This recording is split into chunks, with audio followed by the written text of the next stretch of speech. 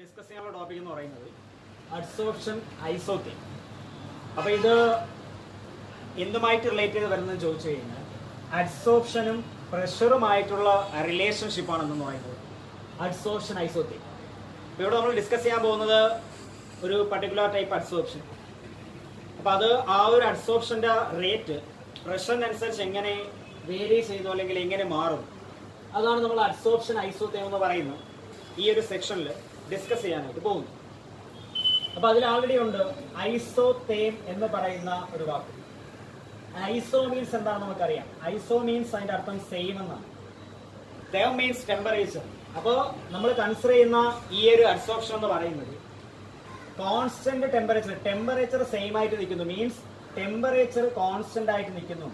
അപ്പൊ കോൺസ്റ്റന്റ് ടെമ്പറേച്ചറിൽ നടക്കുന്ന ഒരു അഡ്സോർപ്ഷൻ, ആ ഒരു അഡ്സോർപ്ഷനിൽ പ്രഷറിനനുസരിച്ച് അതിന് എന്ത് മാറ്റമാണ് വരുന്നത്, അതാണ് അഡ്സോർപ്ഷൻ ഐസോത്തേം എന്ന് പറയുന്ന സെക്ഷനിൽ നമ്മൾ ഡിസ്കസ് ചെയ്യുന്നത്. അപ്പൊ എന്താണ് അഡ്സോർപ്ഷൻ ഐസോത്തേം എന്ന് ചോദിച്ചു കഴിഞ്ഞാൽ the variation in the amount of gas adsorbed on a solid according to pressure. ഒരു പർട്ടിക്കുലർ സോളിഡ്, ഏതെങ്കിലും ഒരു പർട്ടിക്കുലർ സോളിഡ് നമുക്ക് എടുക്കാം. അപ്പൊ ആ ഒരു സോളിഡ് അഡ്സോർബന്റ് അതിന്റെ സർഫസിൽ ഒരു പർട്ടിക്കുലർ ഗ്യാസ് വന്ന് അഡ്സോർബ് ചെയ്യാണെന്ന് വിചാരിക്കുക. ഒരു സോളിഡ് അഡ്സോർബന്റ് അതിന്റെ സർഫസിൽ ഏതെങ്കിലും ഒരു പർട്ടിക്കുലർ ഗ്യാസ് ഒന്ന് അഡ്സോർബ് ചെയ്യാമെന്ന് വിചാരിക്കുക. ഇങ്ങനെ അഡ്സോർബ് ചെയ്യുന്ന ഗ്യാസിന്റെ എമൗണ്ട് ആർക്കനുസരിച്ച് മാറുന്നു? പ്രഷറിനനുസരിച്ച് മാറുന്നു. ഓക്കെ, അപ്പൊ അതിനെ നമ്മൾ പ്ലോട്ട് ചെയ്ത് കഴിഞ്ഞാൽ അതിന് നമ്മൾ വിളിക്കുന്ന പേരാണ് എന്താ? അഡ്സോർപ്ഷൻ ഐസോത്തേം. അത് നമ്മൾ ഗ്രാഫിക്കലി പ്ലോട്ട് ചെയ്യാമെന്ന് വിചാരിക്കുക. അപ്പോൾ എക്സ് എമൗണ്ട് ഉള്ള എം മാസുള്ള ഒരു സോളിഡ്, അതിൽ എക്സ് എമൗണ്ട് ഗ്യാസ് അഡ്സോർബ് ചെയ്യാമെന്ന് വിചാരിക്കുക. ഓക്കെ, എം മാസുള്ള ഒരു സോളിഡ് അയാൾ അഡ്സോർബന്റ് ആയിട്ട് ആക്ട് ചെയ്യുന്നു. അതിലേക്ക് എക്സ് എമൗണ്ട് ഗ്യാസ് ഒന്ന് അഡ്സോർബ് ചെയ്യാമെന്ന് വിചാരിക്കുക. അപ്പൊ അങ്ങനെ അഡ്സോർബ് ചെയ്യുന്ന ഗ്യാസിന്റെ എമൗണ്ട്, ഈ എക്സ് എമൗണ്ട് ഗ്യാസ് പ്രഷറിനനുസരിച്ച് എങ്ങനെ മാറുന്നു എന്നതാണ് എന്ന് പറയുന്നത് അഡ്സോർപ്ഷൻ ഐസോത്തേം എന്നതുകൊണ്ട് നമ്മൾ ഉദ്ദേശിക്കുന്നത്. അപ്പൊ നമ്മൾ ഗ്രാഫിക്കലി പ്ലോട്ട് ചെയ്യാമെന്ന് വിചാരിക്കാം. അതിന് ഗ്രാഫിക്കലി പ്ലോട്ട് ചെയ്ത് കാണിച്ചത്. ഓക്കെ, നമുക്ക് എക്സ് ആക്സില് പ്രഷർ എടുക്കാം, വൈ ആക്സില് നമുക്ക് S/M എടുക്കാം. അപ്പോൾ പ്രഷർ ഇൻക്രീസ് ചെയ്യുന്നതനുസരിച്ച് ഈ അഡ്സോർബ് ചെയ്യുന്ന ഗ്യാസിന്റെ എമൗണ്ട് എങ്ങനെ മാറുമെന്ന് ചോദിച്ചാൽ നമ്മളത് ഗ്രാഫിക്കലി പ്ലോട്ട് ചെയ്ത് കഴിഞ്ഞാൽ നമുക്കിതാ ഇങ്ങനെ ഒരു ഗ്രാഫ് കിട്ടുന്നതായിട്ട് കാണാം. അപ്പൊ ഈ ഒരു ഗ്രാഫ് സജസ്റ്റ് ചെയ്യുന്നത് എന്താണെന്ന് ചോദിച്ചു കഴിഞ്ഞാൽ പ്രഷറിനനുസരിച്ച് എം മാസുള്ള ഒരു സോളിഡിന്റെ സർഫസിൽ അഡ്സോർബ് ചെയ്യുന്ന എക്സ് എമൗണ്ട് ഗ്യാസ്, ആ എമൗണ്ട് ഓഫ് ഗ്യാസ് അഡ്സോർബ് ചെയ്യുന്ന ആ എമൗണ്ട് ഓഫ് ഗ്യാസ് എങ്ങനെ പ്രഷറിനനുസരിച്ച് മാറും നമ്മൾ നോക്കുകയാണെങ്കിൽ ആ പ്രഷർ കൂടുന്നതനുസരിച്ച് എന്ത് സംഭവിക്കുന്നു? അഡ്സോർബ് ചെയ്യുന്ന ഗ്യാസിന്റെ എമൗണ്ട് കൂടി കൂടി കൂടി ഒരു പർട്ടിക്കുലർ പോയിന്റ് എത്തുമ്പോൾ അത് മാക്സിമം. അങ്ങനെ മാക്സിമം ആയതിനു ശേഷം പിന്നെ നമ്മൾ പ്രഷർ ഇൻക്രീസ് ചെയ്ത് കഴിഞ്ഞാൽ സാച്ചുറേഷൻ എത്തും. സാച്ചുറേഷൻ എത്തുന്നു മീൻസ് പിന്നെ ആ എമൗണ്ട് കോൺസ്റ്റന്റ് ആയിട്ട് നിൽക്കുന്ന എക്സ് ആക്സിന് പാരലൽ ആയിട്ടാണ് പിന്നെ ആ ഒരു ഗ്രാഫ് നമ്മൾ കിട്ടിയിരിക്കുന്നത്. അപ്പോൾ പ്രഷറിനനുസരിച്ച്, പ്രഷർ കൂടുന്നതനുസരിച്ച് ഒരു പർട്ടിക്കുലർ സോളിഡിന്റെ സർഫസിൽ അഡ്സോർബ് ചെയ്യുന്ന ഗ്യാസിന്റെ എമൗണ്ട് എന്ത് ചെയ്യുന്നതായിട്ട് കാണാം? ഇൻക്രീസ് ചെയ്യുന്നതായിട്ട് കാണാം. ഇൻക്രീസ് ചെയ്ത് ഈ ഗ്രാഫ് നോക്കുകയാണെങ്കിൽ ഒരു പർട്ടിക്കുലർ പോയിന്റ് എത്തുമ്പോൾ സാച്ചുറേഷൻ എത്തും. പിന്നെ നമ്മൾ പ്രഷർ ഇൻക്രീസ് ചെയ്താലും ഈ അബ്സോർബ് ചെയ്യുന്ന ഗ്യാസിന്റെ എമൗണ്ട് എന്തായിട്ട് നിൽക്കുന്നതായിട്ട് നമുക്ക് കാണാം? കോൺസ്റ്റന്റ് ആയിട്ട് നിൽക്കുന്നതായിട്ട് നമുക്ക് കാണാൻ പറ്റും. അപ്പോൾ അഡ്സോർപ്ഷൻ ഐസോത്തേം കൊണ്ട് നമ്മൾ ഉദ്ദേശിക്കുന്നത് ഇവിടെ പ്രത്യേകം ശ്രദ്ധിക്കേണ്ട കേസ് ടെമ്പറേച്ചർ കോൺസ്റ്റന്റ് ആയിരിക്കും. പ്രത്യേകം നമ്മൾ ശ്രദ്ധിക്കേണ്ട കേസ് എന്ന് പറയുന്നത് ടെമ്പറേച്ചർ ഇവിടെ എന്തായിരിക്കും? കോൺസ്റ്റന്റ് ആയിരിക്കും. ഓക്കെ, ടെമ്പറേച്ചർ കോൺസ്റ്റന്റ് ആയിട്ട് നിൽക്കുന്ന കർവുകൾ അല്ലെങ്കിൽ പ്ലോട്ടാണ് നമുക്ക് കിട്ടുന്നത്. അപ്പോൾ ഒന്നുകൂടെ പറഞ്ഞുതരാം. അഡ്സോർപ്ഷൻ ഐസോത്തേം എന്താണെന്ന് ചോദിച്ചു കഴിഞ്ഞാൽ എന്താണ്? കോൺസ്റ്റന്റ് ടെമ്പറേച്ചറിൽ ഒരു പർട്ടിക്കുലർ സോളിഡിന്റെ സർഫസിൽ ഗ്യാസ് വന്ന് അഡ്സോർബ് ചെയ്യാമെന്ന് വിചാരിക്കുക. എം മാസുള്ള, ഓക്കെ, അല്ലെങ്കിൽ യൂണിറ്റ് മാസുള്ള ഒരു സോളിഡ്, അതിന്റെ സർഫസിൽ എക്സ് എമൗണ്ട് ഗ്യാസ് വന്ന് അഡ്സോർബ് ചെയ്യാമെന്ന് വിചാരിക്കുക. അങ്ങനെ അഡ്സോർബ് ചെയ്യുന്ന ഗ്യാസിന്റെ എമൗണ്ട് പ്രഷറിനനുസരിച്ച് എങ്ങനെ വേരി ചെയ്യുന്നു? കോൺസ്റ്റന്റ് ടെമ്പറേച്ചറിൽ പ്രഷറിനനുസരിച്ച് എങ്ങനെ വേരി ചെയ്യുന്നു? അതാണ് നമ്മൾ അഡ്സോർപ്ഷൻ ഐസോത്തേം കൊണ്ട് ഉദ്ദേശിക്കുന്നത്. നമ്മളത് പ്ലോട്ട് ചെയ്ത് കഴിഞ്ഞാൽ നമുക്ക് മനസ്സിലാക്കാൻ പറ്റുന്ന കാര്യം എന്ന് പറയുന്നത് പ്രഷർ കൂടുന്നതനുസരിച്ച് എന്ത് കൂടും? അഡ്സോർബ് ചെയ്യുന്ന ഗ്യാസിന്റെ എമൗണ്ട് കൂടി കൂടി കൂടി കൂടി ഒരു പർട്ടിക്കുലർ പോയിന്റ് വരെ അത് ഇൻക്രീസ് ചെയ്യും. ആ പോയിന്റ് എത്തുമ്പോൾ സാച്ചുറേഷൻ എത്തും, അതായത് മാക്സിമം അഡ്സോർപ്ഷൻ ആയിരിക്കും. അതിനുശേഷം അഡ്സോർബ് ചെയ്യുന്ന ഗ്യാസിന്റെ എമൗണ്ട് എന്തായിട്ട് നിൽക്കുന്നതായിട്ട് നമുക്ക് കാണാം? കോൺസ്റ്റന്റ് ആയിട്ട് പോകുന്നതായിട്ട് നമുക്ക് കാണാം. എക്സ് ആക്സിന് പാരലൽ ആയിട്ട് പോകുന്ന മീൻസ് എന്താണ്? കോൺസ്റ്റന്റ് ആയിട്ട് പോകുന്നതായിട്ട് നമുക്ക് മനസ്സിലാക്കാൻ പറ്റും. അപ്പൊ ഇതാണ് അഡ്സോർപ്ഷൻ ഐസോതേം കൊണ്ട് നമ്മൾ ഉദ്ദേശിക്കുന്നത്. കോൺസ്റ്റന്റ് ടെമ്പറേച്ചറിൽ നടക്കുന്നതായിട്ട് നമുക്ക് ഇതിനെ ഐസോതേം എന്ന് വിളിക്കാം. ഓക്കെ, സെയിം ടെമ്പറേച്ചറിൽ കോൺസ്റ്റന്റ് ടെമ്പറേച്ചറിൽ നടക്കുന്ന ഒരു അഡ്സോർപ്ഷൻ ആയതുകൊണ്ട് നമുക്ക് ഇതിനെ ഈ കിട്ടുന്ന ഈ ലൈനാണ് നമുക്ക് ഐസോതേമുകൾ എന്ന് വിളിക്കാനായിട്ട് പറ്റും. അപ്പൊ ഇതിനൊരു എക്സ്പ്ലനേഷൻ, ഈ ഒരു അഡ്സോർപ്ഷൻ ഒരു എക്സ്പ്ലനേഷൻ കൊണ്ടുവന്നിരിക്കുന്ന സയന്റിസ്റ്റ് എന്ന് പറയുന്നത് ഫ്രെൻലിഷ് ആണ്. ഫ്രെൻലിഷ് ആണ് ഇതിനൊരു എക്സ്പ്ലനേഷൻ കൊണ്ടുവന്നിരിക്കുന്നത്. അപ്പൊ ഫ്രെൻലിഷ് ആണ് അഡ്സോർപ്ഷൻ ഐസോതേം എന്ന് പറയുന്ന നമ്മുടെ ഈ ഒരു സെക്ഷൻ എക്സ്പ്ലനേഷൻ കൊണ്ടുവന്നിരിക്കുന്നത്. ഫ്രെൻലിഷിന്റെ ഇക്വേഷൻ എന്ന് പറയുന്നത് S/m is equal to K into P raise to 1/n. ഈ ഒരു അഡ്സോർപ്ഷൻ എക്സ്പ്ലെയിൻ ചെയ്യാനായിട്ട് നമ്മൾ കൺസിഡർ ചെയ്യേണ്ട ഇക്വേഷൻ എന്ന് പറയുന്നത് ഏതാണ്? S/m is equal to K into P raise to 1/n. ഇവിടെ X എന്ന് പറയുന്നത് അഡ്സോർബ് ചെയ്യപ്പെടുന്ന ഗ്യാസിന്റെ എമൗണ്ട്, M എന്ന് പറയുന്നത് ആ ഒരു സോളിഡിന്റെ മാസ്, കെയും എന്നും എന്താണ്? കോൺസ്റ്റന്റുകളാണ്. കെയും എന്നും കോൺസ്റ്റന്റ്സ് ആണ്. അത് അഡ്സോർബ് ചെയ്യപ്പെടുന്ന ഗ്യാസിന്റെയും അഡ്സോർബന്റെയും നേച്ചറിനെ ഡിപ്പെൻഡ് ചെയ്തിരിക്കും. കെയും എന്നും. പി എന്ന് പറയുന്നത് നമുക്കറിയാം പ്രഷർ. ഓക്കെ, അപ്പൊ ഇതിനൊരു ക്വാണ്ടിറ്റേറ്റീവ് എക്സ്പ്ലനേഷൻ കൊടുക്കുന്ന സയന്റിസ്റ്റ് എന്ന് പറയുന്ന ആരാണ്? ഫ്രെൻലിഷ് ആണ്. ഓക്കെ, നമുക്ക് ഇക്വേഷൻ എന്ത് പഠിക്കാം? S/m is equal to K into P raise to 1/n. ഇതിന് എക്സ്പ്ലനേഷൻ കൊടുക്കാൻ നമുക്ക് യൂസ് ചെയ്യാവുന്ന ഇക്വേഷൻ എന്ന് പറയുന്നത് എന്താണ്? S/m is equal to K into P raise to 1/n. Okay, അതായത് ഇവിടെ നമുക്ക് ഹൈ പ്രഷറും ലോ പ്രഷറും ഒന്ന് കൺസിഡർ ചെയ്ത് നോക്കാം. ഹൈ പ്രഷറും ലോ പ്രഷറും നമ്മൾ കൺസിഡർ ചെയ്യുമ്പോഴത്തേക്ക് ഹൈ പ്രഷറിൽ ലോ പ്രഷറിൽ എന്താണ് ഇവിടെ ഈ ഒരു അബ്സോർപ്ഷൻ എന്താണ് സംഭവിക്കുന്നത് നമുക്ക് ഒന്ന് നോക്കാം. അതായത് നമുക്കിപ്പോ 1/n വാല്യൂ ഒന്ന് കൊടുത്തു നോക്കാം. 1/n വാല്യൂ നമുക്ക് പിന്നീട് എടുത്തു നോക്കാം. ഈ 1/n നമുക്ക് മാക്സിമം വാല്യൂ മിനിമം വാല്യൂ ഒന്ന് കൊടുത്തു നോക്കാം. 1/n വരാൻ സാധ്യതയുള്ള വാല്യൂസ് എന്ന് പറയുന്നത് 0 മുതൽ 1 വരെയാണ്. 1/n വരാൻ സാധ്യതയുള്ള വാല്യൂസ് എന്ന് പറയുന്നത് എത്രയാണ്? 0 to 1 ആണ് 1/n വരാൻ സാധ്യതയുള്ള വാല്യൂസ് എന്ന് പറയുന്നത്. അപ്പൊ ആ 0യും 1ഉം നമുക്ക് ഈ ഇക്വേഷൻ ഒന്ന് കൊടുത്തു നോക്കാം. 0യും 1ഉം കൊടുക്കാം. ആദ്യം ഞാൻ എന്ത് കൊടുക്കാം? 0 കൊടുത്തു നോക്കാം. 1/n ഈസ് ഈക്വൽ ടു 0 ആണെന്ന് വിചാരിക്കാം. 1/n 0 ആണെങ്കിൽ നമുക്ക് S/m is equal to K into P raise to 0 എന്നാവും. ഓക്കെ, 1/n 0 ആണെങ്കിൽ നമുക്ക് S/m is equal to K into P raise to 0 എന്നാവും. എനി ക്വാണ്ടിറ്റി റൈസ് ടു 0 1 ആണ്. അപ്പൊ S/m ഈസ് ഈക്വൽ ടു എന്ത് വരും? K എന്ന് വരും. ഇത് 1 ആയിട്ട് പോയില്ലേ? S/m is equal to K എന്ന് വരും. അതായത് S/m is equal to constant, adsorb ചെയ്യുന്ന ഗ്യാസിന്റെ എമൗണ്ട് എന്ന് പറയുന്നത് ഒരു കോൺസ്റ്റന്റ്. ഈ ഗ്രാഫിൽ അഡ്സോർബ് ചെയ്യുന്ന ഗ്യാസിന്റെ എമൗണ്ട് കോൺസ്റ്റന്റ് ആയിട്ട് നിൽക്കുന്ന ഈ റീജിയനിലല്ലേ? ഓക്കെ, അതായത് ഹൈ പ്രഷറിൽ എന്തായിരിക്കും? 1/n വാല്യൂ 0 ആണെന്ന് പറയുന്നത് എപ്പോഴാണ്? ഹൈ പ്രഷർ കണ്ടീഷൻ ആണ്. കാരണം S/m is equal to K, adsorb ചെയ്യുന്ന ഗ്യാസിന്റെ എമൗണ്ട് കോൺസ്റ്റന്റ് ആയിട്ട് നിൽക്കുന്ന ഈ റീജിയനിലാണ് അല്ലേ? അപ്പൊ 1/n മിനിമം വാല്യൂ വരുന്ന സ്ഥലത്ത്, 1/n 0 കിട്ടുന്ന സ്ഥലത്ത് നമുക്ക് എന്താണ്? S/m കോൺസ്റ്റന്റ് ആയിട്ട് കിട്ടുന്നു. എങ്ങനെ അത് കോൺസ്റ്റന്റ് ആണെന്ന് നമ്മൾ മനസ്സിലാക്കി. കാരണം അബ്സോർബ് ചെയ്യുന്ന ഗ്യാസിന്റെ എമൗണ്ട് കോൺസ്റ്റന്റ് ആയിട്ട് നിൽക്കുന്ന ഈ ഭാഗത്താണ് അല്ലേ? അപ്പൊ ഇവിടെയാണ് ഈ ഭാഗത്ത് എന്ന് പറയുന്നത് പ്രഷർ എന്താണ്?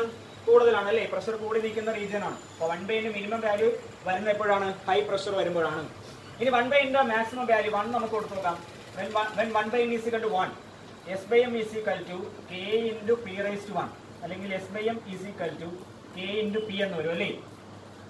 K എന്ന് പറയുന്ന ഒരു കോൺസ്റ്റന്റ് അല്ലേ? S/m S/m directly proportional to P എന്ന് നമുക്ക് ഇതിനെ മാറ്റി എഴുതാം. S/m is equal to constant to P എന്ന് എഴുതുന്നതിന് പകരം നമുക്ക് S/m ഡയറക്ട്ലി പ്രൊപ്പോർഷണൽ ടു എന്ന് എഴുതാൻ പറ്റും? P എന്ന് എഴുതാനായിട്ട് പറ്റും. അതായത് അബ്സോർബ് ചെയ്യുന്ന ഗ്യാസിന്റെ എമൗണ്ട് ഡയറക്ട്ലി പ്രഷറിനനുസരിച്ച് വേരി ചെയ്യുന്നു, ലീനിയർലി പ്രഷറിനനുസരിച്ച് വേരി ചെയ്യുന്നു. അതായത് പ്രഷർ കൂടുന്തോറും അബ്സോർബ് ചെയ്യുന്ന ഗ്യാസിന്റെ എമൗണ്ട് കൂടും. അത് ഏത് റീജിയൻ ആണ്? കൂടി വരുന്ന റീജിയൻ ഇവിടെയല്ലേ? ഓക്കെ, അബ്സോർബ് ചെയ്യുന്ന ഗ്യാസിന്റെ എമൗണ്ട് പ്രഷറിനനുസരിച്ച് കൂടി വരുന്ന റീജിയൻ ഇവിടെയാണ്. ഓക്കെ, അപ്പൊ ഇവിടെ എന്ന് പറയുന്നത് പ്രഷർ എന്താണ്? കമ്പാരിബിളി പ്രഷർ കൂടി വരുന്നതുള്ളൂ. അപ്പൊ ലോ പ്രഷറിലാണ് 1/n മാക്സിമം വാല്യൂ വരുന്നത്. ഓക്കെ, അപ്പൊ ഇവിടെ പ്രഷർ ലോ പ്രഷർ കണ്ടീഷനിലും ഹൈ പ്രഷർ കണ്ടീഷനും ഞാൻ എന്ത് ചെയ്തു? ഈ ഒരു ഇക്വേഷനിൽ സബ്സ്റ്റിറ്റ്യൂട്ട് ചെയ്ത് കാണിച്ചു തന്നു. ഓക്കെ, അപ്പൊ എന്തൊക്കെ കാര്യങ്ങൾ നമ്മൾ പഠിച്ചു? അഡ്സോർപ്ഷൻ ഐസോതേം എന്ന് വെച്ച് കഴിഞ്ഞാൽ ഒരു പർട്ടിക്കുലർ ഗ്യാസ് ഒരു സോളിഡിൽ അബ്സോർബ് ചെയ്യാമെന്ന് വിചാരിക്കുക. അങ്ങനെ അബ്സോർബ് ചെയ്യുന്ന ഗ്യാസിന്റെ എമൗണ്ട് പ്രഷറിനനുസരിച്ച് എങ്ങനെ മാറുന്നു? നമ്മൾ ഗ്രാഫിക്കലി പ്ലോട്ട് ചെയ്ത് നോക്കുമ്പോൾ മനസ്സിലാക്കപ്പെടുന്ന കാര്യം എന്താണ്? പ്രഷർ കൂടുന്നതനുസരിച്ച് എന്ത് അബ്സോർബ് ചെയ്യുന്ന ഗ്യാസിന്റെ എമൗണ്ട് കൂടുന്നു, ഒരു പർട്ടിക്കുലർ പോയിന്റ് സാച്ചുറേഷൻ എത്തുന്നു, അതിനുശേഷം അബ്സോർബ് ചെയ്യുന്ന ഗ്യാസിന്റെ എമൗണ്ട് കോൺസ്റ്റന്റ് ആയിട്ട് നിൽക്കുന്നു. ഓക്കെ, ദെൻ അതിനൊരു കറക്റ്റ് എസ്റ്റിമേഷൻ കൊടുക്കുന്നത് ഫ്രെൻലിഷ് ആണ്. ആ ഇക്വേഷൻ എന്ന് പറയുന്നത് S/m is equal to K into P raised to 1/n. അതിൽ ഓരോന്നും എന്താണെന്ന് ഞാൻ പറഞ്ഞു. എക്സ് എന്ന് പറയുന്ന അബ്സോർബ് ചെയ്യുന്ന ഗ്യാസിന്റെ എമൗണ്ട്, എം എന്ന് പറയുന്നത് അത് സോളിഡിന്റെ മാസ് അല്ലെങ്കിൽ അബ്സോർബിന്റെ മാസ്, കെയും എന്നും എന്താണ്? കോൺസ്റ്റൻസ് ആണ്. അവരെന്തിനെ ഡിപ്പെൻഡ് ചെയ്യുന്നു? അബ്സോർബിന്റെയും നേച്ചറിനെ ഡിപ്പെൻഡ് ചെയ്യുന്നു. പി എന്ന് പറയുന്ന പ്രഷർ.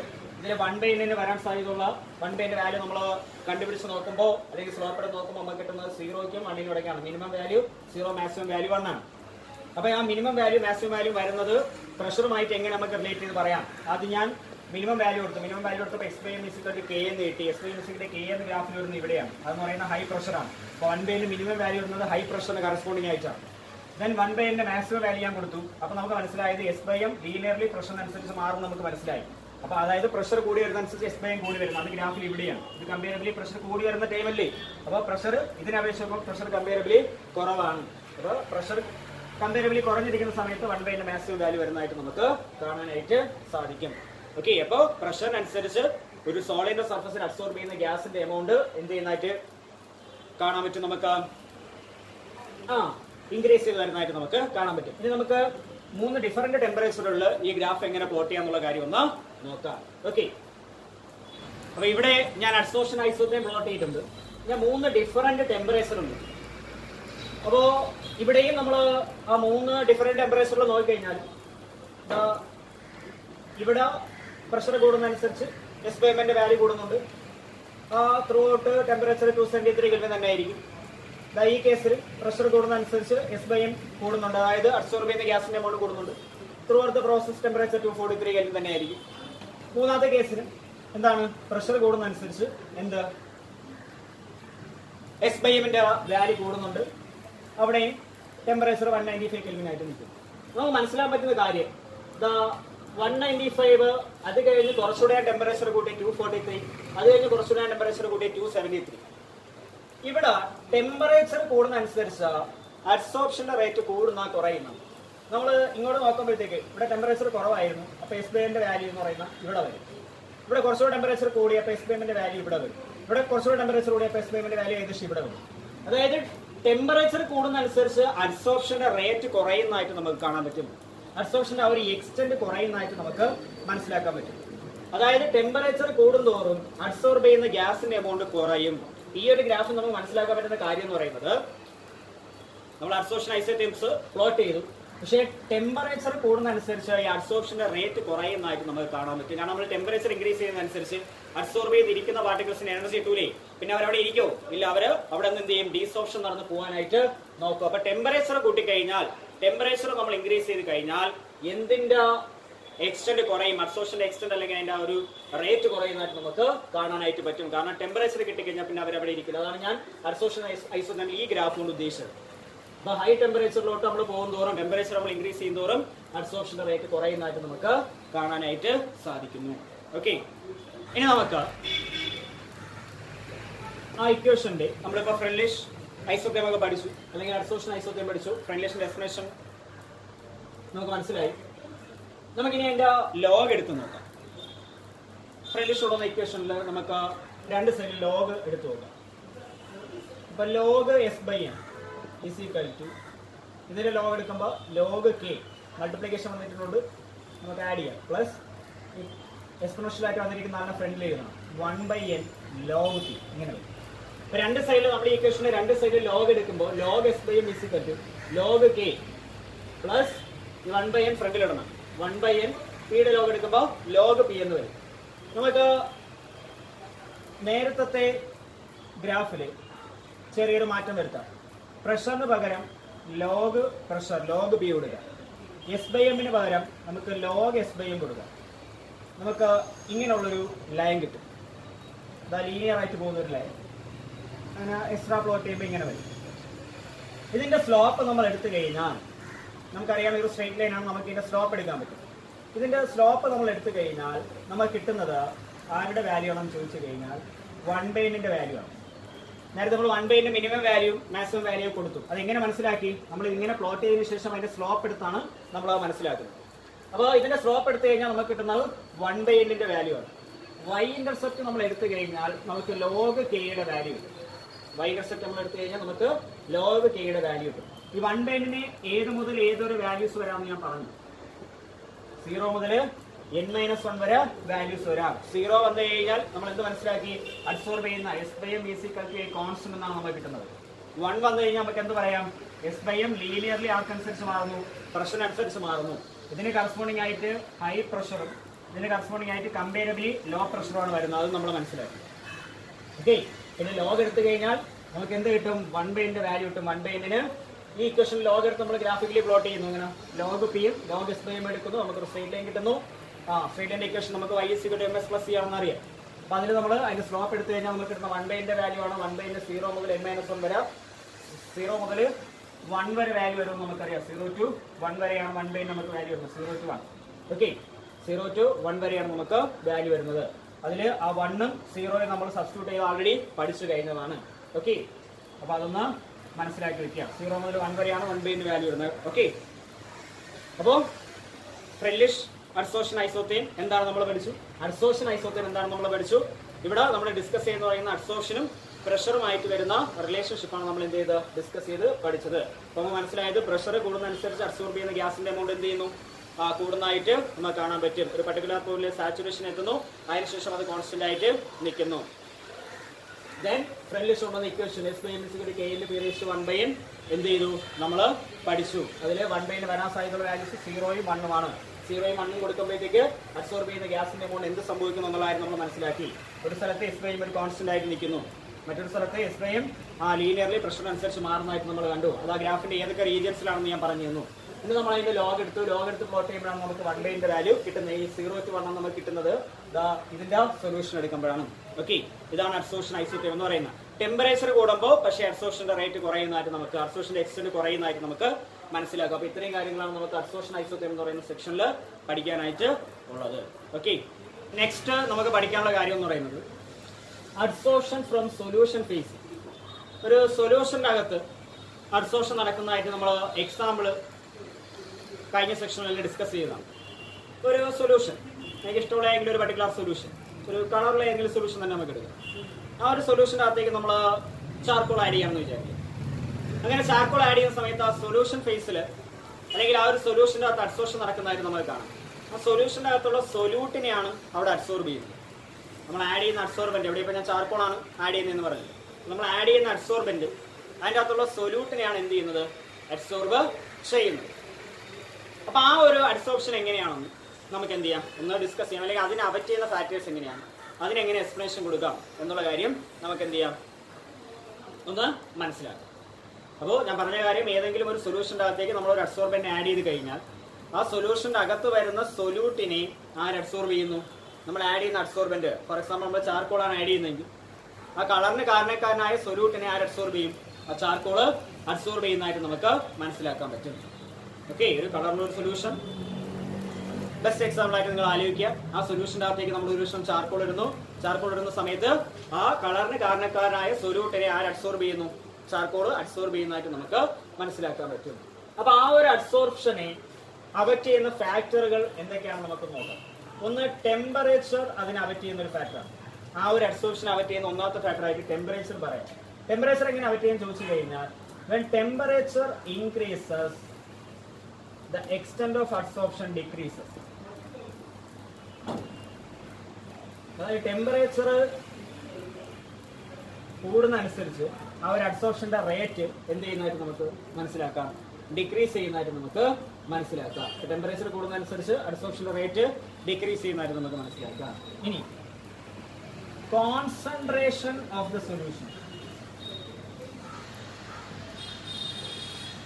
ആ ഒരു സൊല്യൂഷന്റെ കോൺസെൻട്രേഷൻ, ഒരു സൊല്യൂഷന്റെ കോൺസെൻട്രേഷൻ എന്താണോ നമുക്കറിയാം. എന്താണ്? എമൗണ്ട് ഓഫ് സൊല്യൂട്ട് ആണ് അല്ലേ? ഇവിടെ സൊല്യൂട്ടിനല്ലേ അബ്സോർബ് ചെയ്യുന്നത്. സൊല്യൂട്ടിനെ അബ്സോർബ് ചെയ്യുന്നത് കൊണ്ട് കോൺസെൻട്രേഷൻ കൂടി കഴിഞ്ഞാൽ സൊല്യൂട്ടിന് എമൗണ്ട് കൂടുന്നതാണ് അർത്ഥം. സൊല്യൂട്ടിന്റെ എമൗണ്ട് കൂടി കഴിഞ്ഞാൽ എന്താണ്? റേറ്റ് ഓഫ് അബ്സോർപ്ഷൻ ഇൻക്രീസസ് നമുക്ക് പറയാം. റേറ്റ് ഓഫ് അബ്സോർപ്ഷൻ ഇൻക്രീസസ് നമുക്ക് പറയാൻ പറ്റും. ഓക്കെ, അപ്പോൾ കോൺസെൻട്രേഷൻ ഓഫ് ദ സൊല്യൂഷൻ ഈ ഒരു അബ്സോർപ്ഷനെ ഇൻഫ്ലുവൻസ് ചെയ്യുന്ന വളരെ ഇമ്പോർട്ടന്റ് ഫാക്ടറാണ്. എന്താണ് ഒരു സൊല്യൂഷന്റെ കോൺസെൻട്രേഷൻ എന്ന് പറഞ്ഞാൽ അതിന്റെ അകത്ത് പ്രസന്റ് ആയിട്ടുള്ള സൊല്യൂട്ടിന്റെ എമൗണ്ട് ആണ്. കോൺസെൻട്രേഷൻ കൂടി കഴിഞ്ഞാൽ സൊല്യൂട്ടിന്റെ എമൗണ്ട് കൂടും. സൊല്യൂട്ടിന്റെ എമൗണ്ട് കൂടി കഴിഞ്ഞാൽ കൂടുതൽ സൊല്യൂട്ട് നമുക്ക് എന്ത് ചെയ്യാൻ പറ്റും? അബ്സോർബ് ചെയ്യാനായിട്ട് പറ്റും. അപ്പോൾ അബ്സോർപ്ഷന്റെ എക്സ്റ്റന്റ് അല്ലെങ്കിൽ അബ്സോർപ്ഷന്റെ റേറ്റ് ഇൻക്രീസ് ചെയ്യുന്നതായിട്ട് നമുക്ക് മനസ്സിലാക്കാൻ പറ്റും. മൂന്നാമത് നേച്ചർ ഓഫ്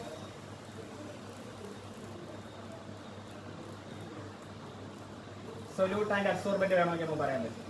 അവരുടെ നേച്ചറിനെയും ഈ ഒരു അബ്സോർപ്ഷന്റെ റേറ്റ് എന്ത് ചെയ്യുന്നുണ്ട്? ഡിപ്പെൻഡ് ചെയ്യുന്നുണ്ട്. Nature of solute and absorbent നമുക്ക് പറയാൻ പറ്റും. ഓക്കെ, അപ്പോൾ എന്തൊക്കെ പോയിന്റുകൾ പറഞ്ഞു? ടെമ്പറേച്ചർ, കോൺസെൻട്രേഷൻ, നേച്ചർ ഓഫ് സൊല്യൂട്ടും അഡ്സോർബന്റും നമുക്ക് കൺസിഡർ ചെയ്താൽ മതി. അവരുടെ നേച്ചർ എന്തായാലും അഡ്സോർപ്ഷൻ ഡിപ്പെൻഡ് ചെയ്താലേ പറ്റൂ. ഓക്കെ, അടുത്ത പറയാൻ പറ്റുന്ന പോയിന്റ് എന്ന് പറയുന്നത് സർഫസ് ഏരിയ.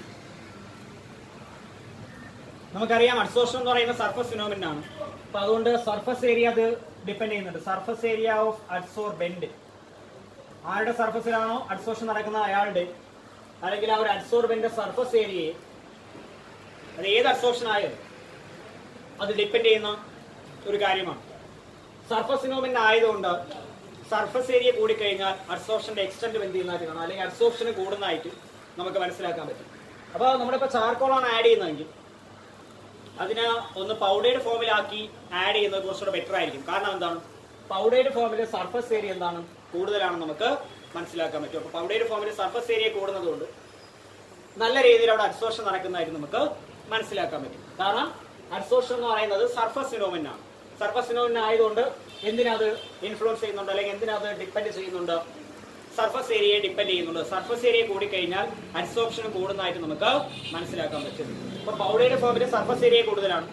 പൗഡേർഡ് ഫോമിൽ സർഫസ് ഏരിയ കൂടുതലായതുകൊണ്ട് എന്തും കൂടുതലാണ് നമുക്ക് പറയാം, അഡ്സോർപ്ഷൻ നമ്മുടെ കൂടുതലാണ് നമുക്ക് പറയാം. അപ്പോൾ ഒന്നുകൂടെ പറഞ്ഞുതരാം. ടെമ്പറേച്ചർ പറഞ്ഞു, കോൺസെൻട്രേഷൻ പറഞ്ഞു, nature of solute and adsorbent, adsorbate and adsorbent നമുക്ക് പറയാം.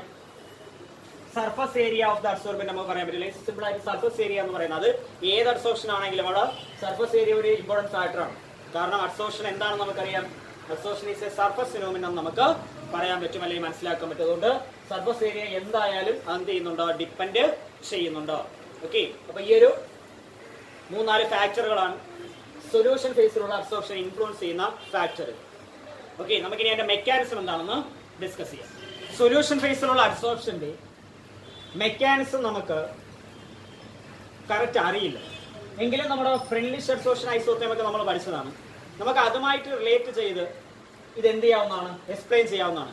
സൊല്യൂഷൻ ബേസ്ഡ് അഡ്സോർപ്ഷന്റെ കറക്റ്റ് മെക്കാനിസം നമുക്ക് പഠിക്കാനില്ല, അത് മനസ്സിലാക്കാൻ കുറച്ച് ബുദ്ധിമുട്ടാണ്, അല്ലെങ്കിൽ അത് കറക്റ്റ് അറിയില്ല. അതുകൊണ്ട് നമ്മൾ ഫ്രണ്ട്ലിഷ് കൊണ്ടുവന്ന ഇക്വേഷൻ ഉണ്ട്, നമ്മൾ അഡ്സോർപ്ഷൻ ഐസോതെർം പഠിച്ചതാണ്. അപ്പോൾ ആ ഇക്വേഷനെ ഡിപ്പെൻഡ് ചെയ്താണ് നമ്മളിത് എക്സ്പ്ലെയിൻ ചെയ്യാനായിട്ട് ശ്രമിക്കുന്നത്. ആ ഇക്വേഷൻ നമുക്കറിയാം, S/M = K × P⁻⁴ ആയിരുന്നു അവിടെ. അത് ഗ്യാസസ് അബ്സോർബ് ചെയ്യുന്ന സമയത്ത് ഇവിടെ നമ്മൾ പ്രഷറിന് പകരം കോൺസെൻട്രേഷൻ കൊണ്ടുവരും. ആ ഒരു സൊല്യൂഷന്റെ കോൺസെൻട്രേഷൻ കൺസിഡർ ചെയ്ത് എക്സ്പ്ലെയിൻ ചെയ്യാൻ ഒരു ശ്രമം നടത്തും. അപ്പോൾ S/M = K × C⁻⁴ എന്ന് നമ്മൾ എടുക്കുന്നു. അതായത് പ്രഷറിനെ റീപ്ലേസ് ചെയ്ത് നമ്മൾ എന്ത് കൊണ്ടുവരും, കോൺസെൻട്രേഷൻ കൊണ്ടുവരും. നേരത്തെ പറഞ്ഞുകൊണ്ട് ഇതിന്റെ ലോഗ് എടുത്തു കഴിഞ്ഞാൽ നമുക്ക് log S/M = log K + 1/n log C എന്ന് എടുക്കാൻ പറ്റും. ഓക്കെ, പ്രഷറിന് പകരം കോൺസെൻട്രേഷൻ വേണം, അത്ര വ്യത്യാസമേ ഉള്ളൂ. അപ്പൊ ലോഗ് S/M = log K + എന്താ 1/n log C നമുക്ക് എടുക്കാൻ പറ്റും. ദെൻ ഇത് ഗ്രാഫിക്കലി പ്ലോട്ട് ചെയ്ത് നമുക്ക് സോൾവ് ചെയ്ത് ഇത് എക്സ്പ്ലെയിൻ ചെയ്യാവുന്നതാണ്. അല്ല സൊല്യൂഷൻ ഫേസിലുള്ള അഡ്സോർപ്ഷന്റെ കറക്റ്റ് മെക്കാനിസം നമുക്കറിയില്ല. നമ്മൾ അതിനെ എക്സ്പ്ലെയിൻ ചെയ്യാനായിട്ട് എന്തിനാണ് ഡിപ്പെൻഡ് ചെയ്യുന്നത്, ഫ്രണ്ട്ലിഷ് അഡ്സോർപ്ഷൻ ഐസോതെർമാണ് ഡിപ്പെൻഡ് ചെയ്യുന്നത്. അതിൽ പ്രഷറിനെ റീപ്ലേസ് ചെയ്ത് കോൺസെൻട്രേഷൻ കൊണ്ടുവന്ന് നമ്മൾ എക്സ്പ്ലെയിൻ ചെയ്യാനായിട്ട് ഒരു ശ്രമം നടത്തും. ഓക്കെ, അപ്പൊ ഇത്രയും കാര്യങ്ങളാണ് നമുക്ക് സൊല്യൂഷൻ ഫേസിലുള്ള അഡ്സോർപ്ഷനെ ബേസ് ചെയ്ത് പഠിക്കാനായിട്ട് ഉള്ളത്.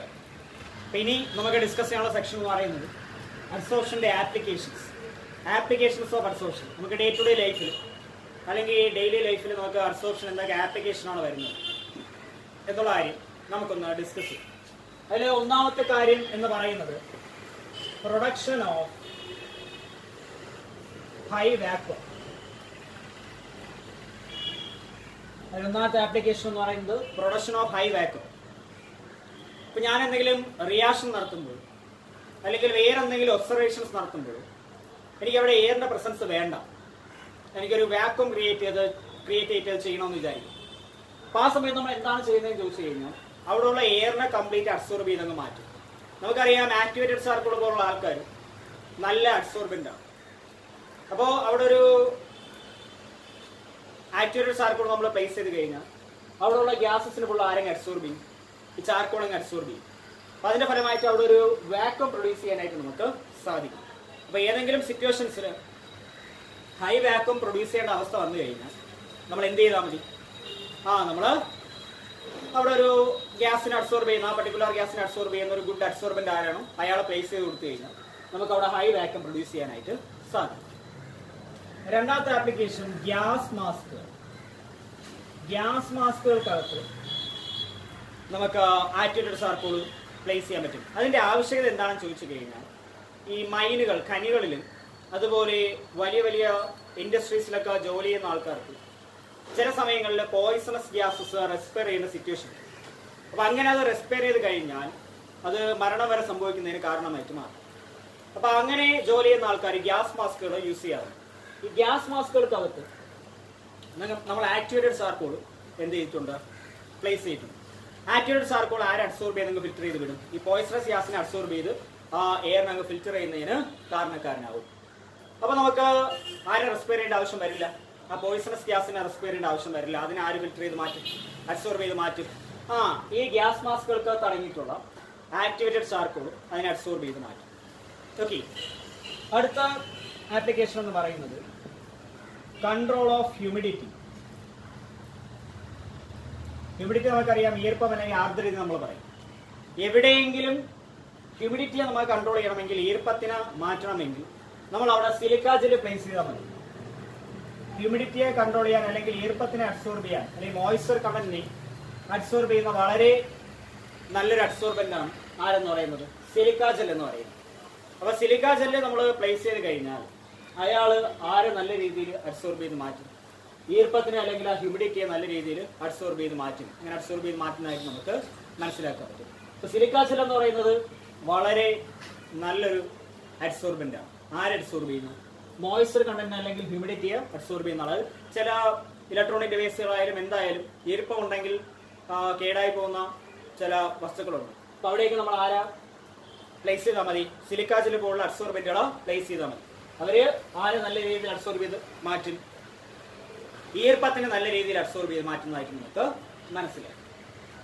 അടുത്തത് ക്യൂറിംഗ് ഓഫ് ഡിസീസസ്. അതായത് നമുക്ക് പലതരത്തില് ഉള്ള രോഗങ്ങൾ വരുമ്പോൾ നമ്മൾ മരുന്നുകൾ യൂസ് ചെയ്യാറുണ്ട് അല്ലേ, പലതരത്തിലുള്ള മെഡിസിൻസ് യൂസ് ചെയ്യാറുണ്ട്. ചില മെഡിസിനുകൾ, എല്ലാമല്ല, ജനറലൈസ് ചെയ്ത് പറയുന്നതല്ല, എല്ലാ മെഡിസിനുകളെ ആക്ഷൻ ഞാൻ ഈ പറയും പോലെയല്ല. ചില പർട്ടിക്കുലർ മെഡിസിൻസ് ആ രോഗത്തിന് കാരണമായ ജെംസിനെ ഇല്ലാതാക്കുന്നത് അവരെ അബ്സോർബ് ചെയ്ത് മാറ്റിക്കൊണ്ടാണ്. അപ്പോൾ നമ്മുടെ ശരീരത്തിൽ ആ രോഗത്തിന് കാരണക്കാരനായ ജെംസ് എന്താണ്, അവരെ അബ്സോർബ് ചെയ്തങ്ങ് മാറ്റുന്നു. അങ്ങനെ എന്ത് ചെയ്യുന്നു, നമുക്ക് ഉള്ള ഒരു അസുഖം ആ മെഡിസിൻ കുറയ്ക്കുന്നു. അത് എല്ലാ മെഡിസിൻസിന്റെയും ആക്ഷൻ അങ്ങനെയല്ല. ചില പർട്ടിക്കുലർ മെഡിസിൻസ് ഈ ജെംസിനെ, അസുഖത്തിന് കാരണമായ ജെംസിനെ എന്ത് ചെയ്യുന്നു, അബ്സോർബ് ചെയ്തങ്ങ് മാറ്റുന്നു. അങ്ങനെ അസുഖം കുറയുന്നതിന് കാരണം. അപ്പോൾ അവിടെ ക്യൂറിംഗ് ഓഫ് ഡിസീസിൽ ആരുടെ ആപ്ലിക്കേഷൻ വരുന്നുണ്ട്, അഡ്സോർപ്ഷന്റെ ആപ്ലിക്കേഷൻ വരുന്നുണ്ട്. പിന്നെ നമുക്ക് പറയാൻ പറ്റുന്ന ഒരു ആപ്ലിക്കേഷൻ ഹെറ്ററോജീനിയസ് കാറ്റലിസിസ്. കാറ്റലിസ്റ്റുകളുടെ ആക്ഷൻ. കാറ്റലിസ്റ്റുകളുടെ ആക്ഷൻ എന്ന് പറയുന്നത് എങ്ങനെയാണ്, അഡ്സോർപ്ഷനെ ബേസ് ചെയ്താണ്. കാറ്റലിസ്റ്റുകൾ ആക്ട് ചെയ്യുന്നത് അഡ്സോർപ്ഷനെ ബേസ് ചെയ്താണ്. നമുക്ക് അടുത്ത സെക്ഷനിൽ കാറ്റലിസ്റ്റ് ഒരു ഡീറ്റെയിൽഡ് സെക്ഷൻ ആയിട്ട് ഡിസ്കസ് ചെയ്യാനുണ്ട്. അപ്പൊ കാറ്റലിസ്റ്റുകളുടെ ആക്ഷന്റെ അടിസ്ഥാനവും എന്താണെന്ന് മനസ്സിലാക്കി വെക്കുക, അഡ്സോർപ്ഷൻ ആണെന്ന് മനസ്സിലാക്കി വെക്കുക. കാറ്റലിസ്റ്റ് എന്താണ്, കാറ്റലിസ്റ്റ് എന്താണെന്നൊക്കെ നമുക്ക് അടുത്ത സെക്ഷനിൽ ഡീറ്റെയിൽഡ് ആയിട്ട് പഠിക്കാം. അപ്പൊ കാറ്റലിസ്റ്റുകൾ ആക്ട് ചെയ്യുന്നത് എന്തിനെ ബേസ് ചെയ്താണെന്ന് മനസ്സിലാക്കുക, അഡ്സോർപ്ഷനെ ബേസ് ചെയ്താണ് എന്ന് മനസ്സിലാക്കി വെക്കുക. അടുത്ത ആപ്ലിക്കേഷൻ എന്ന് പറയുന്നത് ഫ്രോത്ത് ഫ്ലോട്ടേഷൻ പ്രോസസ്. അപ്പൊ ഇതും നമുക്ക് ഡീറ്റെയിൽഡ് ആയിട്ട് അടുത്തൊരു ചാപ്റ്ററിൽ പഠിക്കാനുണ്ട്. ഇത് എന്താണെന്ന് ചോദിച്ചു കഴിഞ്ഞാൽ, സൾഫൈഡ് ഓറുകളുടെ പ്യൂരിഫിക്കേഷൻ, മെറ്റലർജിക്കൽ പ്രോസസ്സുകളിൽ സൾഫൈഡ് ഓറുകളുടെ പ്യൂരിഫിക്കേഷൻ ആണ് എന്ന് പറയുന്നത് ഫ്രോത്ത് ഫ്ലോട്ടേഷൻ പ്രോസസ് എന്ന് പറയുന്നത്. മെറ്റലർജിക്കൽ പ്രോസസ്സുകളിൽ സൾഫൈഡ് ഓറുകളുടെ പ്യൂരിഫിക്കേഷൻ അല്ലെങ്കിൽ കോൺസെൻട്രേഷൻ ടെക്നിക്കാണ് ഫ്രോത്ത് ഫ്ലോട്ടേഷൻ. അതും എന്തിനെ അടിസ്ഥാനപ്പെടുത്തിയുള്ളതാണ്, അഡ്സോർപ്ഷനെ അടിസ്ഥാനപ്പെടുത്തിയുള്ളതാണ്. അപ്പൊ അത് ഡീറ്റെയിൽഡ് ആയിട്ട് നമുക്ക് അടുത്തൊരു ചാപ്റ്ററിൽ പഠിക്കാം. തൽക്കാലം പേര് ഓർമ്മിച്ച് വെച്ചിരിക്കുക. അവിടെയും വരുന്ന ആപ്ലിക്കേഷൻ ആരുടെ ആപ്ലിക്കേഷൻ ആണ്, അഡ്സോർപ്ഷന്റെ ആപ്ലിക്കേഷൻ ആണ്. അടുത്തത് പ്യൂരിഫിക്കേഷൻ ഓഫ് കെയിൻ ഷുഗർ. അടുത്തൊരു ഇൻഡസ്ട്രിയൽ ആയിട്ട് വരുന്ന ഒരു ആപ്ലിക്കേഷൻ ആണ് പ്യൂരിഫിക്കേഷൻ ഓഫ് കെയിൻ ഷുഗർ. അതായത് പഞ്ചസാര നിർമ്മാണത്തിൽ ഷുഗർ കെയിന്റെ പ്യൂരിഫിക്കേഷൻ നമ്മൾ ആക്ടിവേറ്റഡ് ചാർക്കോൾ യൂസ് ചെയ്യും. ആക്ടിവേറ്റഡ് ചാർക്കോൾ ഇവിടെ ഏതൊക്കെ സ്ഥലങ്ങളിൽ ഞാൻ യൂസ് ചെയ്തൊന്ന് അല്ലെങ്കിൽ പറഞ്ഞു ഒന്ന് ഓർമ്മിക്കുക. അപ്പൊ നല്ലൊരു അബ്സോർബന്റ് ആണ് ഈ activated charcoal. Purification of cane sugar. Cane ഷുഗറിന്റെ പ്യൂരിഫിക്കേഷനിൽ, പഞ്ചസാര നിർമ്മാണത്തിൽ കെയിൻ ഷുഗറിന്റെ പ്യൂരിഫിക്കേഷന് നമുക്ക് ആക്ടിവേറ്റഡ് ചാർക്കോൾ യൂസ് ചെയ്യാനായിട്ട് പറ്റും. അവിടെയും ഇൻഡസ്ട്രിയൽ ആയിട്ട് അഡ്സോർപ്ഷന്റെ ആപ്ലിക്കേഷൻ വരുന്നത്. അപ്പൊ ഇത്രയുമാണ് എന്തെന്ന് പറയുന്നത് അഡ്സോർപ്ഷന്റെ മെയിൻ ആയിട്ട് വരുന്ന ആപ്ലിക്കേഷൻസ് എന്ന് പറയുന്നത്. ഇമ്പോർട്ടൻ്റ് ആണ്. ഒരുപാട് ആപ്ലിക്കേഷൻസ് ഉണ്ട്. അത്യാവശ്യം വേണ്ട നമുക്ക് അറിഞ്ഞിരിക്കേണ്ട കുറച്ച് ആപ്ലിക്കേഷൻസ് അല്ലെങ്കിൽ പരീക്ഷയ്ക്ക് ചോദിച്ചാൽ നമുക്ക് എഴുതാൻ പറ്റുന്ന കുറച്ച് ആപ്ലിക്കേഷൻസ് ആണ് ഡിസ്കസ് ചെയ്തത്. ഓക്കെ, അഡ്സോർപ്ഷൻ എന്ന് പറയുന്ന സെക്ഷൻ കംപ്ലീറ്റ് ആയി. അതിൽ നമ്മൾ അഡ്സോർപ്ഷൻ എന്താണെന്ന് പഠിച്ചു, അഡ്സോർപ്ഷനെ ബേസ് ചെയ്ത് വരുന്ന ടേമുകളും മറ്റു കാര്യങ്ങളും പഠിച്ചു, അഡ്സോർപ്ഷന്റെ മെക്കാനിസം പഠിച്ചു. അഡ്സോർപ്ഷനെ രണ്ടായിട്ട് ക്ലാസിഫൈ ചെയ്ത് ഫിസിക്കൽ അഡ്സോർപ്ഷൻ എന്നും കെമിക്കൽ അഡ്സോർപ്ഷൻ എന്നും പറഞ്ഞ് ക്ലാസിഫൈ ചെയ്ത് പഠിച്ചു. ദെൻ അഡ്സോർപ്ഷൻ ഐസോത്തേം പഠിച്ചു. സൊല്യൂഷൻ ഫേസിൽ നടക്കുന്ന അഡ്സോർപ്ഷൻ പഠിച്ചു. അഡ്സോർപ്ഷന്റെ ആപ്ലിക്കേഷൻസ് പഠിച്ചു. അപ്പോൾ ഇത്രയും കാര്യങ്ങളാണ് നമുക്ക് അഡ്സോർപ്ഷൻ എന്ന് പറയുന്ന സെക്ഷനിൽ സർഫസ് കെമിസ്ട്രിയിൽ പഠിക്കാനായിട്ടുള്ളത്. പിന്നെ നമ്മുടെ അടുത്ത സെക്ഷൻ സർഫസ് കെമിസ്ട്രി എന്ന് പറയുന്ന നമ്മുടെ ഈ ഒരു ചാപ്റ്ററിൽ അടുത്ത ഒരു ഇമ്പോർട്ടൻറ്റ് സെക്ഷനാണ് കാറ്റലിസ്റ്റ് എന്ന് പറയുന്നത്. കാറ്റലിസ്റ്റ് ഒക്കെ നമ്മൾ ഒരുപാട് കേട്ടിട്ടുള്ള കെമിസ്ട്രിയിൽ ഒരുപാട് കേട്ടിട്ടുള്ള ഒരു ടേമാണ് ഈ കാറ്റലിസ്റ്റ് എന്ന് പറയുന്നത്. അപ്പോൾ കാറ്റലിസ്റ്റുകളെ പറ്റി കുറേ കാര്യങ്ങൾ നമുക്ക് ഈ ഒരു സെക്ഷനിൽ പഠിക്കാം. കുറേ നമുക്ക് അറിയാവുന്ന കാര്യങ്ങളായിരിക്കും, കുറേ അഡീഷണൽ കാര്യങ്ങളൂടെ നമുക്ക് കാറ്റലിസ്റ്റുകളെ പറ്റി മനസ്സിലാക്കാം. അപ്പം അതിനൊക്കെ മുമ്പ് എന്താണ് കാറ്റലിസ്റ്റ് എന്നുള്ള കാര്യം നമുക്കൊന്ന് നോക്കാം. They are foreign substances which can change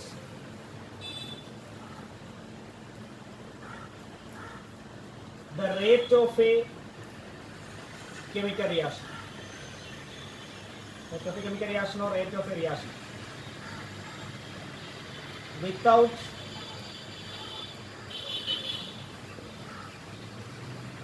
any change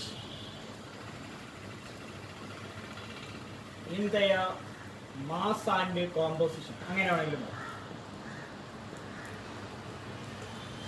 അതായത് ഒരു കെമിക്കൽ റിയാക്ഷനിൽ കടന്നു ചെന്നതിന് ശേഷം ആ ഒരു കെമിക്കൽ റിയാക്ഷന്റെ റേറ്റിനെ ചേഞ്ച് വരുത്താൻ, ആൾട്ടർ ചെയ്യാൻ, വ്യത്യാസം വരുത്താൻ. റേറ്റ് മീൻസ് സ്പീഡ് എന്ന് മനസ്സിലാക്കുക, വേഗത എന്ന് മനസ്സിലാക്കുക. അപ്പൊ ഒരു രാസപ്രവർത്തനത്തിന്റെ അല്ലെങ്കിൽ ഒരു കെമിക്കൽ റിയാക്ഷന്റെ വേഗതയെ ആൾട്ടർ ചെയ്യാൻ അല്ലെങ്കിൽ ചേഞ്ച് ചെയ്യാൻ, അതിൽ മാറ്റം വരുത്താൻ കഴിവുള്ള പുറമേ നിന്ന് ചെല്ലുന്ന ഫോറിൻ സബ്സ്റ്റൻസുകളെയാണ് നമ്മൾ കാറ്റലിസ്റ്റുകൾ എന്ന് വിളിക്കുന്നത്. പക്ഷെ അവർക്ക് പ്രത്യേകിച്ച് ചെയ്തൊന്നും ആ റിയാക്ഷനിൽ സംഭവിക്കില്ല. അവരെ നമ്മൾ എങ്ങനെ ആഡ് ചെയ്യുന്നു അതേപോലെ നമുക്ക് തിരിച്ചു കിട്ടും. അവരുടെ മാസിനോ അല്ലെങ്കിൽ അവരുടെ കോമ്പോസിഷനോ അതിൽ എന്തൊക്കെ അടങ്ങിയിട്ടുണ്ടോ അതിനൊന്നും ഒരു മാറ്റവും വരില്ല. കെമിക്കൽ റിയാക്ഷനിൽ അകത്തേക്ക് അവർ കടന്നു ചെല്ലുന്നു. ആ കെമിക്കൽ റിയാക്ഷന്റെ വേഗതയെ അവർ ഇൻഫ്ലുവൻസ് ചെയ്യുന്നു, അതിനെ ആൾട്ടർ ചെയ്യുന്നു, അതിനെ വ്യതിയാനം വരുത്തുന്നു. Okay, without any change in there mass and composition. പക്ഷെ അവർക്ക് പ്രത്യേകിച്ച് ഒരു ചേഞ്ച് വരും. അപ്പൊ ഇങ്ങനെയുള്ള സബ്സ്റ്റൻസുകളെയാണ് കാറ്റലിസ്റ്റ് എന്ന് പറയുന്ന പേരിൽ വിളിക്കുന്നത്. അത് ആദ്യമായിട്ട് വിളിച്ചത് അല്ലെങ്കിൽ കാറ്റലിസ്റ്റുകളെ പറ്റി സ്റ്റഡി ചെയ്തത് ബെസീലിയസ് എന്ന് പറയുന്ന സയന്റിസ്റ്റാണ്. ബെസീലിയസ്. അപ്പൊ അവർക്ക് ആ പേര് കൊടുക്കുന്നതും ഇങ്ങനെയുള്ള ഫോറിൻ സബ്സ്റ്റൻസുകളെ പറ്റി ആദ്യമായിട്ട് സ്റ്റഡി ചെയ്തത് ബെസീലിയസ് ആണ്. ഓക്കെ, ബെസീലിയസ് എന്ന് പറയുന്ന സയന്റിസ്റ്റ് ആണ് അതിന് പേരെ കൊടുത്തത്. അപ്പൊ എന്താണ് ഈ കാറ്റലിസ്റ്റ് എന്ന് ചോദിച്ചു കഴിഞ്ഞാൽ നമ്മൾ എന്തെന്ന് പറയും? ഒരു കെമിക്കൽ റിയാക്ഷന്റെ വേഗതയും ആൾട്ടർ ചെയ്യാൻ അല്ലെങ്കിൽ ചേഞ്ച് ചെയ്യാൻ കഴിവുള്ള ആ വസ്തുക്കൾക്ക് നമ്മൾ വിളിക്കുന്ന പേരാണെന്ന് കാറ്റലിസ്റ്റുകൾ. പക്ഷെ അവർക്ക് കെമിക്കൽ റിയാക്ഷനിൽ പ്രത്യേകിച്ച് മാറ്റമൊന്നും, അതിൽ പാർട്ടിസിപ്പേറ്റ് ചെയ്യുന്നു എന്ന് പറഞ്ഞാൽ അവർക്ക് പ്രത്യേകിച്ച് ചേഞ്ച് ഒന്നും സംഭവിക്കില്ല. അപ്പൊ അങ്ങനെയുള്ള ആൾക്കാർക്ക് നമ്മൾ വിളിക്കുന്ന പേരാണത് കാറ്റലിസ്റ്റ്. കാറ്റലിസ്റ്റിനെ പറ്റി ആദ്യമായിട്ട് സ്റ്റഡി ചെയ്തവർക്ക് പേരെ കൊടുത്താലാണ് ബെസീലിയസ് ആണ് കേട്ടോ, ബെസീലിയസ്. ഓക്കെ, അപ്പൊ അതൊന്ന് മനസ്സിലാക്കി വയ്ക്കുക. ഒരു കെമിക്കൽ റിയാക്ഷന്റെ വേഗതയെ കാറ്റലിസ്റ്റ് ഇൻഫ്ലുവൻസ് ചെയ്യുമെന്ന് പറയും. ഒരു കെമിക്കൽ റിയാക്ഷന്റെ വേഗത എന്ന് പറയുമ്പോൾ അത് കൂടാം അല്ലെങ്കിൽ കുറയാം. അപ്പൊ ഒരു കാറ്റലിസ്റ്റിന്റെ റോള് അയാൾ ഒരു കെമിക്കൽ റിയാക്ഷന്റെ വേഗതയെ വേണമെങ്കിൽ ഇൻക്രീസ് ചെയ്യാം അല്ലെങ്കിൽ ഡിക്രീസ് ചെയ്യാം. അപ്പൊ കെമിക്കൽ റിയാക്ഷന്റെ വേഗതയെ ഇൻക്രീസ് ചെയ്ത് കഴിഞ്ഞാൽ, ആ വേഗത കൂട്ടിക്കഴിഞ്ഞാൽ എന്താ, rate of chemical reaction increases due to the presence of a catalyst. That catalyst is known as ആര്? Positive catalyst. Okay, positive catalyst. അതായത് ഒരാള് ഇങ്ങനെ കയറി ഇങ്ങനെ പോകുന്നു, അയാൾ ഇവിടെ നിന്ന് കയറി ഇങ്ങനെ പോയി ഇങ്ങനെ സഞ്ചരിച്ച് പോകാൻ വിചാരിക്കാം. അതായത് ഇയാൾക്ക് ഇവിടെ നിന്ന് ഇതുവരെ എത്താൻ ഒരാൾ ഇവിടെ നിന്ന് സ്റ്റാർട്ട് ചെയ്യുന്ന വിചാരിക്കാം. ഇവിടെ നിന്ന് സ്റ്റാർട്ട് ചെയ്ത് അയാൾക്ക് ഇവിടെ എത്തണമെങ്കിൽ ഇങ്ങനെ കയറി അയാൾ ഇങ്ങനെ ഈ കുന്ന് കയറി ഇറങ്ങണമെന്ന് വിചാരിക്കാം. അയാൾക്ക് ഒരു ആൾട്ടർനേറ്റീവ് പാത്വേ ഞാൻ പ്രൊവൈഡ് ചെയ്യാണ്. ആര് കാരണം? ഒരു പോസിറ്റീവ് കാറ്റലിസ്റ്റ് കാരണം. പോസിറ്റീവ് കാറ്റലിസ്റ്റ് ഒരു റിയാക്ഷന്റെ വേഗതയെ കൂട്ടുമെന്ന് ഞാൻ പറഞ്ഞു. ഞാനൊരു പോസിറ്റീവ് കാറ്റലിസ്റ്റ് വെച്ചു കൊടുത്തു കഴിഞ്ഞാൽ ആ പോസിറ്റീവ് കാറ്റലിസ്റ്റ് ഒരു ആൾട്ടർനേറ്റീവ് പാത്വേ പ്രൊവൈഡ് ചെയ്യും. അതായത് അയാൾ ഇങ്ങനെ കയറി ഇങ്ങനെ അയാളെ കൊണ്ടുവരുന്നതിന് പകരം അയാളെ നേരെ ഡയറക്റ്റ് ഇങ്ങനെ കൊണ്ടുപോകും. കുറച്ചുകൂടെ എളുപ്പമല്ലേ? ഈ കുന്ന് കയറി ഇറങ്ങുന്നതിനേക്കാളും കുറച്ചുകൂടെ കൊണ്ടുവന്നാൽ നേരെ ഇവിടെ പോകും. അപ്പൊ കാറ്റലിസ്റ്റിന്റെ പ്രസൻസ് ഇല്ലെങ്കിൽ അയാൾക്ക് ഇതിലേ പോകാൻ പറ്റുള്ളൂ. കാറ്റലിസ്റ്റ് അയാൾക്ക് പുതിയൊരു വഴി തെളിച്ചു കൊടുക്കും. എങ്ങനെയാ? ഇതിലെ ഒരു ആൾട്ടർനേറ്റീവ് പാത്വേ ഒക്കെ പ്രൊവൈഡ് ചെയ്യുന്നത്. ഓക്കെ, ഈ ഒരു ആൾട്ടർനേറ്റീവ് പാത്വേ പ്രൊവൈഡ് ചെയ്യുന്നതിന് ആര് കാരണമാവും? കാറ്റലിസ്റ്റ് കാരണമാവും. എങ്ങനെയുള്ള കാറ്റലിസ്റ്റ്? Positive catalyst. അപ്പൊ പോസിറ്റീവ് കാറ്റലിസ്റ്റ് എപ്പോഴും ആ റിയാക്ഷന്റെ വേഗത ഇൻക്രീസ് ചെയ്യും. അതായത് ഇത്രയും കളം ചുറ്റുന്നതിന് വരെ ഒറ്റയടിക്ക് ഇങ്ങനെ അങ്ങ് പോവാം. അതിൽ കുറച്ചുകൂടെ എളുപ്പം, കുറച്ചുകൂടെ ഫാസ്റ്റ് അല്ലേ ഇത്? നമ്മൾ ഇങ്ങനെ കയറി ഇങ്ങനെ ഇറങ്ങുന്നതിനേക്കാളും കുറച്ചുകൂടെ ഫാസ്റ്റ് ആയിട്ട് എത്തി. ഞാൻ ഒരു എക്സാമ്പിൾ പറഞ്ഞതേ ഉള്ളൂ. അതേസമയം കെമിക്കൽ റിയാക്ഷന്റെ വേഗതയെ ഡിക്രീസ് ചെയ്യുന്ന കാറ്റലിസ്റ്റുകളുണ്ട്. അവരെ നമ്മൾ നെഗറ്റീവ് കാറ്റലിസ്റ്റുകളുണ്ട്. ഒരു ആൾട്ടർനേറ്റീവ് പാത്വേ പ്രൊവൈഡ് ചെയ്ത് കെമിക്കൽ റിയാക്ഷന്റെ വേഗത കൂട്ടുന്ന ആൾക്കാരെ നമുക്ക് പോസിറ്റീവ് കാറ്റലിസ്റ്റ് എന്ന് വിളിക്കാം. കെമിക്കൽ റിയാക്ഷന്റെ വേഗതയെ ഡിക്രീസ് ചെയ്യുന്ന ആൾക്കാരെ നമുക്ക് എന്ത് പേരിൽ വിളിക്കാൻ പറ്റും? നെഗറ്റീവ് കാറ്റലിസ്റ്റ് എന്ന് പറയുന്ന പേരിൽ നമുക്ക് വിളിക്കാൻ പറ്റും. നമ്മൾ ഡിസ്കസ് ചെയ്യുന്നത് ആരെ പറ്റിയാണ്? പോസിറ്റീവ് കാറ്റലിസ്റ്റുകളെ പറ്റിയാണ്. കെമിക്കൽ റിയാക്ഷന്റെ വേഗതയെ കൂട്ടുന്ന ആൾക്കാർക്ക് നമ്മൾ വിളിക്കുന്ന പേര്. ഓക്കെ, അതാണ് പോസിറ്റീവ് കാറ്റലിസ്റ്റ് എന്ന് വിളിക്കും. നമ്മൾ ഡിസ്കസ് ചെയ്യുന്ന ആരെ പറ്റിയാണ്? പോസിറ്റീവ് കാറ്റലിസ്റ്റുകളെ പറ്റിയാണ് നമ്മൾ എന്ത് ചെയ്യുന്നത്? ഡിസ്കസ് ചെയ്യുന്നത്. ഓക്കെ, നമുക്ക് അവരെ പറ്റി മാത്രം പഠിച്ചാൽ. അതിനൊരു എക്സാമ്പിൾ ആയിട്ട് നമുക്ക് പൊട്ടാസ്യം ക്ലോറൈഡിന്റെ തെർമൽ ഡീകമ്പോസിഷൻ പഠിക്കും. തെർമൽ ഡീകമ്പോസിഷൻ എന്ന് പറഞ്ഞു കഴിഞ്ഞാൽ പൊട്ടാസ്യം ക്ലോറൈഡിനെ നമ്മൾ ഹീറ്റ് ചെയ്യും. ടെമ്പറേച്ചർ കൊടുക്കുന്ന സമയത്ത് അയാൾ ഡീകമ്പോസ് ചെയ്യും. നമുക്ക് പൊട്ടാസ്യം ക്ലോറൈഡും ഓക്സിജനും കിട്ടും. അപ്പോൾ ബാലൻസ്ഡ് കെമിക്കൽ ഇക്വേഷൻ ഞാൻ എഴുതിയിട്ടുണ്ട്.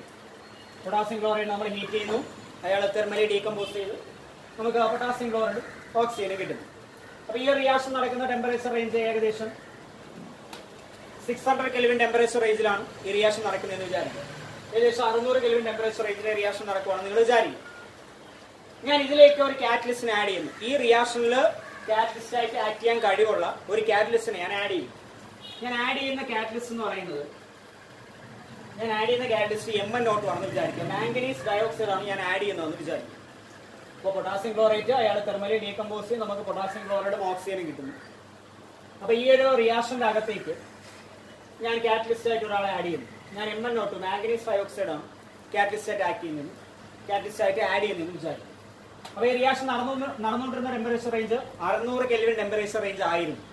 കാറ്റലിസ്റ്റിനെ ഞാൻ ആഡ് ചെയ്യുന്ന സമയത്ത് ഈ റിയാക്ഷന്റെ വേഗത കൂടുന്നത് കാണാം.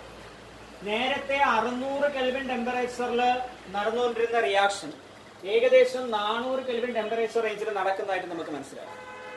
നേരത്തെ 600 കെൽവിൻ ടെമ്പറേച്ചർ റേഞ്ചിൽ നടന്നുകൊണ്ടിരുന്ന റിയാക്ഷൻ ഏകദേശം 400 കെൽവിൻ ടെമ്പറേച്ചർ റേഞ്ചിൽ നടക്കുന്നതായിട്ട് നമുക്ക് മനസ്സിലാക്കാൻ പറ്റും. പൊട്ടാസ്യം ക്ലോറൈഡ് അയാളുടെ തെർമൽ ഡീകമ്പോസിഷൻ റിയാക്ഷൻ, അതിലേക്ക് കാറ്റലിസ്റ്റ് ആയിട്ട് ഞാൻ MnO2 മാംഗനീസ് ഡയോക്സൈഡ് ആഡ് ചെയ്യും.